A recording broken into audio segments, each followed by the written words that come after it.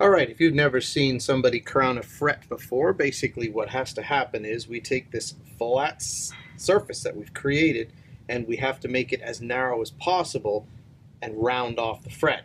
I do that with old school fret files. So we replace the marker, and now we want the center to remain black and the edges to become shiny. And as soon as that center black line just becomes pencil thin, then we're done.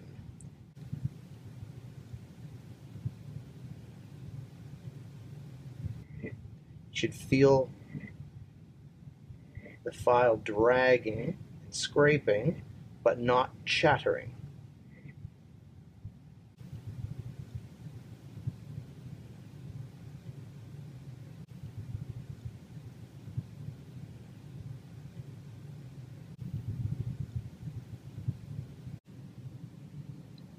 There, that is a crowned fret. Now I'm going to go over it with some sandpaper just to make it a little smoother, and then of course polish times 22. And as you can see, when I hit it with the sanding block, I can get that down as thin as a hair. And the Disney magic moment is when you pull the tape off to reveal these glowing frets. Very nice.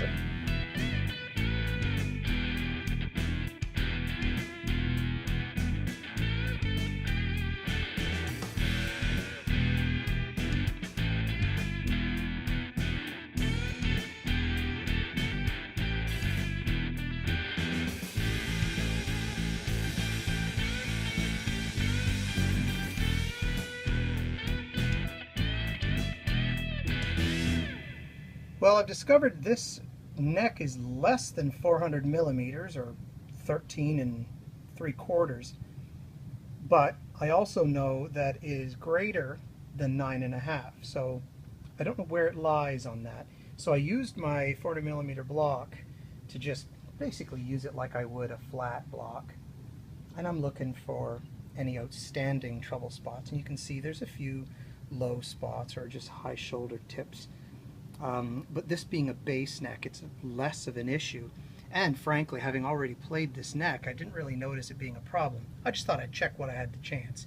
So I'm just going to clean these up, polish them in my normal way, and we're ready to put this guitar back together.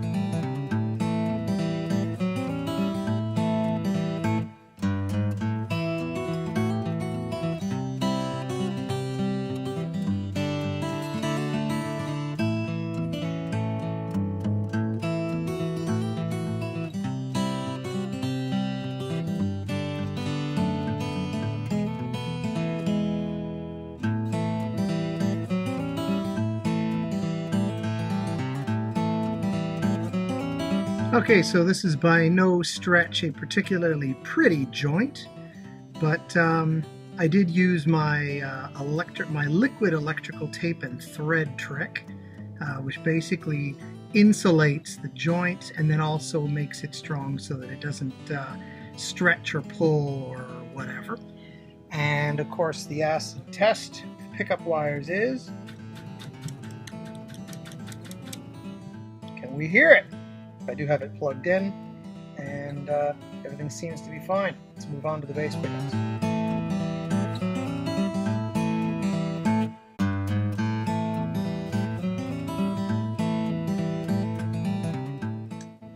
Alright, that should be connected.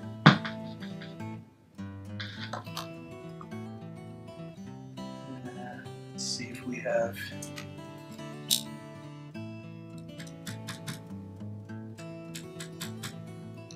switching. Excellent.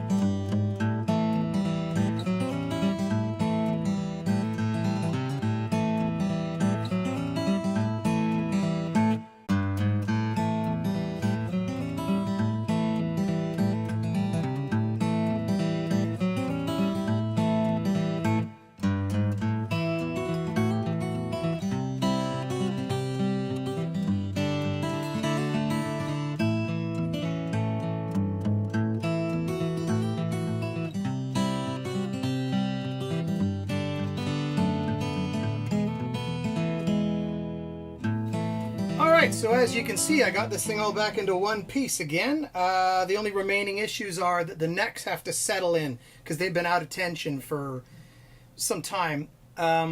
This neck here is very buzzy, sort of. See if I can just demonstrate. Hear that? So I need this thing to sort of, you know, get its relief back. And I'm just gonna let some time go by. I've got time. The bass neck, the action's a little too high, and I don't remember adjusting the neck when I was doing any of the fretwork. I was just checking it for smooth and polish and all that sort of stuff. But again, I'm going to let them both sit. I may have to do some bridge adjustments and so forth. I just slapped it back together to make sure that it's still a working guitar, but it's a working guitar. So it has, you know, it has my nice tuners on it. I really like these guys. And the bass one's just got whatever. It's got bass tuners. They work. I like short scale bass. I like the fact that a buddy of mine has a bass. It's actually from the 80s, and he still has the original strings on it. They're sort of a fancy flat wound, but they're not corroded at all. They're great. So I went out and bought the same ones. They're like $40 strings, but flat wound, short scale, and play my cards right. These will last me forever, for what that's worth. The guitar is ugly now, which is fine. I'm totally okay with that. What it is narrower. It is comfortable now. I can comfortably play up here. Woo! Slipping out of tune a bit.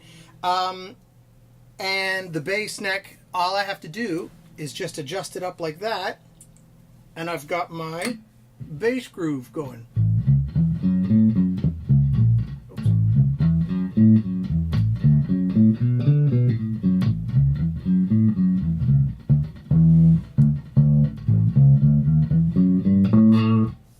So that's working great for me.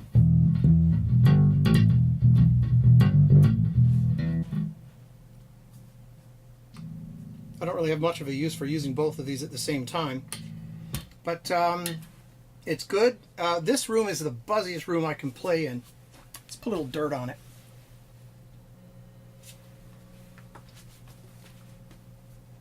Huh, it's not so bad. It was worse when I was sitting down.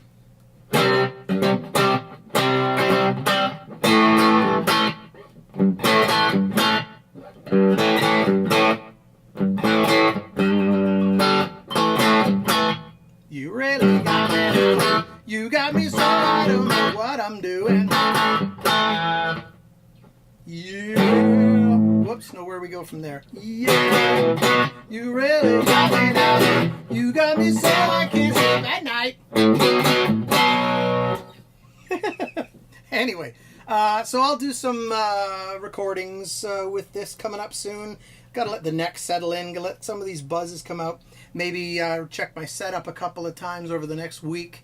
And we're back in one piece. I think the only thing I would change is replace this pickup with a hot rail just to get rid of the buzz if I'm going to use a lot of dirt.